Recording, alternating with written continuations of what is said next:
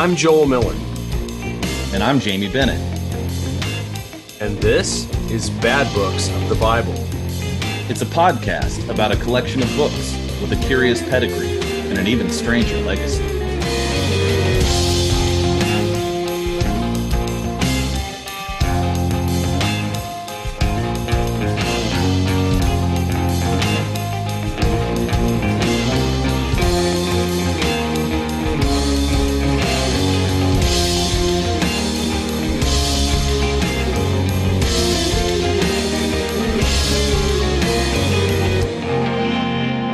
Jamie? Hey, Joel. Hey, have you ever heard of a guy named Sewell Wright? I don't think so. Who's that? Well, he's a guy kind of deep in the history of causal inference. Okay. Like the science of causal inference. I don't know if you're familiar with this branch of learning, but it's semi-important. Okay. In fact, it might even be, depending on your industry, super important. Sure. But Sewell Wright, he started at Harvard in like 1912. All right. He got his doctorate from Harvard in 1915. And then he went to work at the U.S. Department of Agriculture. Yeah. And I know what you're saying. I know what you're thinking. You're thinking, what does this have to do with anything? And I'm going to tell you. How'd you read my mind? I've been around this barn. This particular barn I've been around. And Sewell Wright had been around this barn. And what was inside the barn at the U.S. Department of Agriculture was, in fact, guinea pigs. Okay. Now, the reason why guinea pigs matter, and I know you feel like a guinea pig right now, like this is some kind of experiment. The reason why guinea pigs matter was there was a lot of heredity work in the early days of this causal inference science that was emerging, and he was involved in that. And so he got really attached to these guinea pigs. So attached, in fact, that in 1925, when he moved on to the University of Chicago, he brought with him guinea pigs. Okay. And he was known to carry these things around with him. Wow. And in fact, while lecturing, very famously, he actually used a guinea pig that he was nestling in his arm to wipe a blackboard down. Oh, my goodness. That is memorable. Why am I telling you this story? I want to know. I'm going to tell you right now. Because in Judea Pearl's book, The Book of Why, which is all about the science of causal inference, he refers to this very incident. Yeah. This very incident of using a guinea pig to wipe down a blackboard, and says his biographers agree that this story is likely, wait for it, apocryphal. Oh, now, there it is. Wait a minute. What is up with this use of this term apocryphal? Yeah. It's funny you should say that, because the word apocryphal, just in this week, the week we're recording, the New York Times put the word apocryphal in as their word of the day. Apocryphal. They're operating on the same definition that you applied to this story. They're saying that the word apocryphal means not true, something that's dubious. And they even mentioned that 37 times in the past year, this word appeared in the New York Times. Most likely every time under this definition. Crazy. So the word apocryphal, we commonly today use it to mean like dubious, of doubtful provenance, probably not true, but too good not to say anyway. I mean, something like that. But we are getting ready to dig into First Maccabees. And in First Maccabees, that word does not apply. Right. You may, put this book in this bucket called apocryphal books. However, it is not apocryphal in that sense of the word at all. This is a fairly reliable history, as a matter of fact. And it's a history that gives us, as Christians, and then also our friends in the Jewish community, it gives us a lot of context to important stuff that occurred a very long time ago. Yeah. As Christians, I think it's difficult for us to understand what happens when we arrive at Matthew chapter 1, verse 1, if we don't know the things that happened in between Malachi and Matthew. Yeah. And a book like First Maccabees provides so much historical framework and context so that we can understand actually both directions. Yeah. Helps us understand things that came before, like Daniel in the past, and it helps us look forward to the context in which Jesus Christ was born, in which his ministry took place among the people of God. Exactly. This book is the backdrop for the world of Christ and the apostles. Absolutely. This book is the backdrop, the historical background for all of that. You don't actually get to understand the New Testament to the full extent without getting this context here.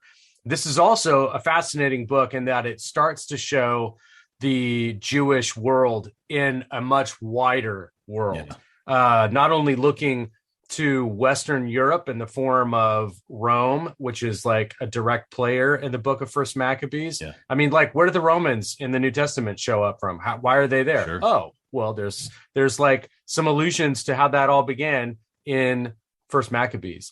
And then it reaches all the way out to the eastern side of the Seleucid Empire also. So you've got like a broad range of geography covered here, and you've got the Jewish world smack dab in the middle as the pivotal place where these events are unfolding. Yeah. It also helps us understand, kind of like we saw with Tobit, how does a faithful person live in this world? Mm-hmm. And in a world that is often calling us to unfaithfulness. Yeah. You know, Maccabees is ultimately about how to be faithful to God, even in the midst of persecution, in the midst of difficulties, in the midst of the unplanned things of life.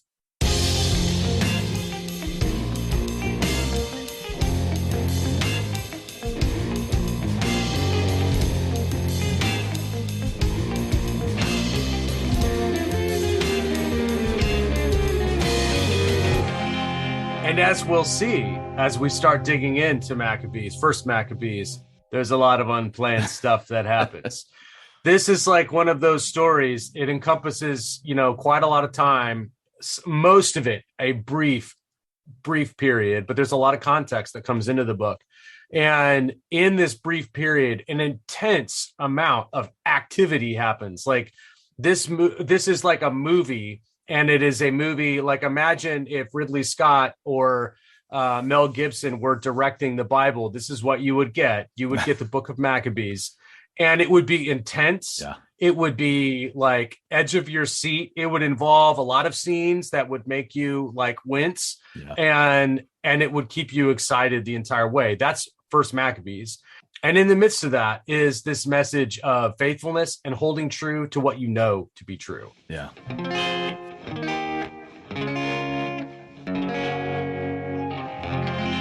Okay, so if you are one of those people that knows that the word apocryphal doesn't just mean dubious, well, then we've got something great in store for you. Jamie, why don't you tell everyone what's going on Bad Books of the Bible over the next few months? Yeah, so I am really excited because for the next few months, we're going to be going through this book bit by bit, a chapter or two at a time, and we're going to unpack the content of the text, as well as try to find some things that we can apply to our lives, how we can understand scripture a little bit better. And along the way, we intend to bring on a few conversation partners who can help us fill out some of the details, maybe go a little more in depth than our expertise allows us to. So when I was a little kid, like, I don't know, 8 years old, 9 years old, 10 years old, somewhere in there, I had a friend. This guy's name was Jason. He's a great guy. And Jason and I we were like pals for years and years and years. And I somehow realized that I had a biblical name, and I was very proud of the fact that I had a biblical name, Joel. I was stoked about that.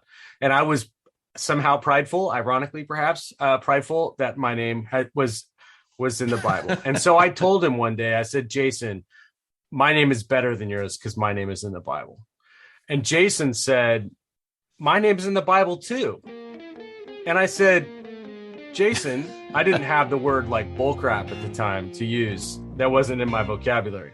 But I said, that's like ridiculous. I mean, like Jason and the Argonauts, that's not in the Bible. That's like Greek mythology. Like, what are you talking about? And he's like, no, Jason is totally in the Bible. My parents told me. Sure.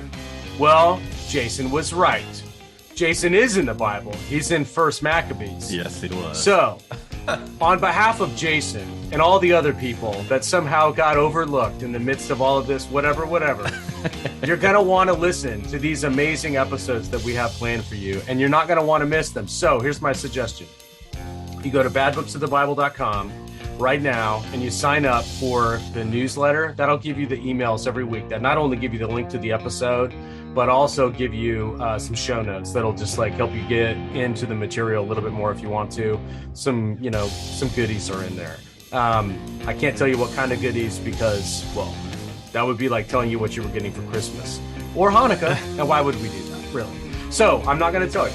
However, I am going to tell you you're going to want to sign up. And if you are subscribed to the show, just make sure you tune in to Ancient Faith Radio and listen to that every week, because we're going to be dropping a new episode basically between now and the end of the year on First Maccabees.